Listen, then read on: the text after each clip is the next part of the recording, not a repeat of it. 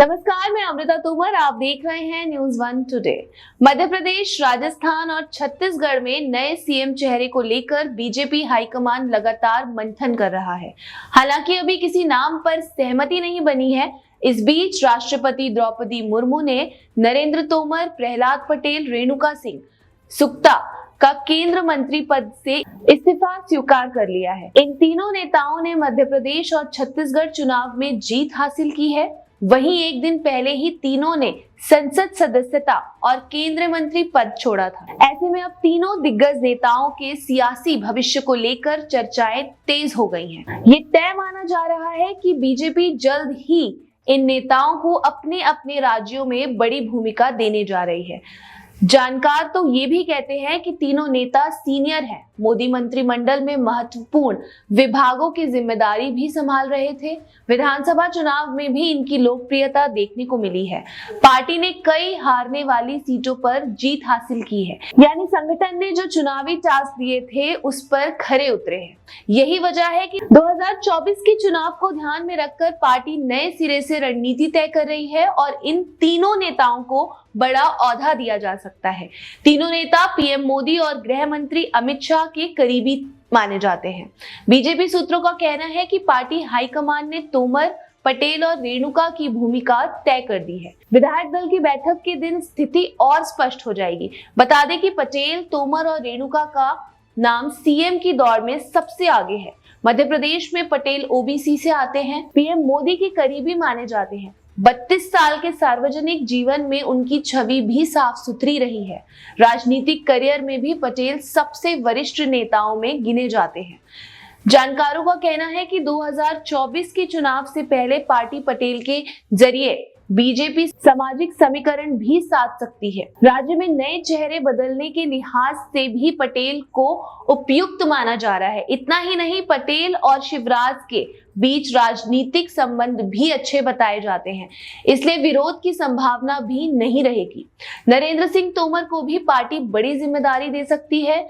वे speaker या मंत्री भी बनाए जा सकते हैं। चुनाव से पहले तोमर की बड़ी भूमिका रही है, इसको भी ध्यान में रखा जाएगा।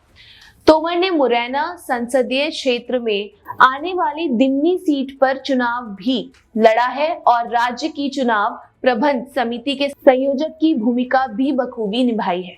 वे अपनी सीट पर 24,461 वोटों से चुनाव भी जीते हैं। तोमर की दावेदारी को एक फैक्टर पीछे भी रहा है और वो है राज्य का जगजीत समीकरण। बीजेपी अगर मध्य प्रदेश में ओबीसी कार्ड खेलती है तो पहला नाम प्रहलाद पटेल का होगा और सामान्य श्रेणी में तोमर की दावेदारी मजबूत है। इसके अलावा चुनाव प्रचार के दौरान तोमर के बेटे के कथित वायरल वीडियो ने भी दावेदारी को कमजोर किया है। इसी तरह छत्तीसगढ़ की बात करें तो रेणुका सिंह का नाम सबसे आगे है। वे सरगुजा से प्रतिनिधित्व करती हैं और बड़ा आदिवासी महिला चेहरा है। अगर बीजेपी रेणुका पर दांव खेलती है तो ये पहली बार होगा जब छत्तीसगढ़ में किसी महिला को मुख्यमंत्री बनाया जाएगा। इसके अलावा सोशल इंजीनियरिंग भी दुरुस्त करने का मौका रहेगा। इतना ही नहीं, आदिवासी महिला सीएम को बनाकर पार्टी एक और बड़ी लकीर खींचेगी। झारखंड, राजस्थान और मध्य प्रदेश में भी पार्टी को इसका लाभ मिलेगा। इससे पहले बीजेपी ने द्रौपदी मुर्मू को राष्ट्रपति बनाकर आदिवासी समाज में बड़ा संदेश दिया था। रेणुका ने भरतपुर सोनट सीट पर जबरदस्त जीत हासिल की थी। रेणुका अब तक मोदी मंत्रिमंडल में अनुसूचित जनजाति विभाग की मंत्री थी। कहा जाता है कि रेणुका का महिला के बीच अच्छा खासा क्रेज है। सरगुजा इलाके में एसटी समाज में भी गहरी पेट है।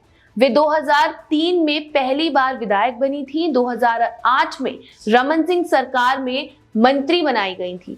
बाद में 2019 में सरगुजा से सांसद निर्विष्ट हुई। इस बार पार्टी ने विधानसभा चुनाव में उतारा है और उन्हें जीत हासिल की। बता दें कि इससे पहले विधानसभा चुनाव जीतने वाले बीजेपी के सभी 12 सांसदों ने इस्तीफा दे दिया है। बुधवार को पहले 10 सांसदों ने इस्तीफा दिया था। इनमें 2 केंद्रीय मंत्री भी शामिल थे। बाद में गुरुवार को बाबा बालकनाथ ने संसद और रेणुका सिंह ने केंद्र मंत्री और संसद पद से इस्तीफा दिया। देर रात राष्ट्रपति ने तीनों केंद्र मंत्रियों के इस्तीफे मंजूर कर लिए हैं। और आगे की अपडेट के लिए आप हमारे साथ बने रहे न्यूज़ वन टुडे।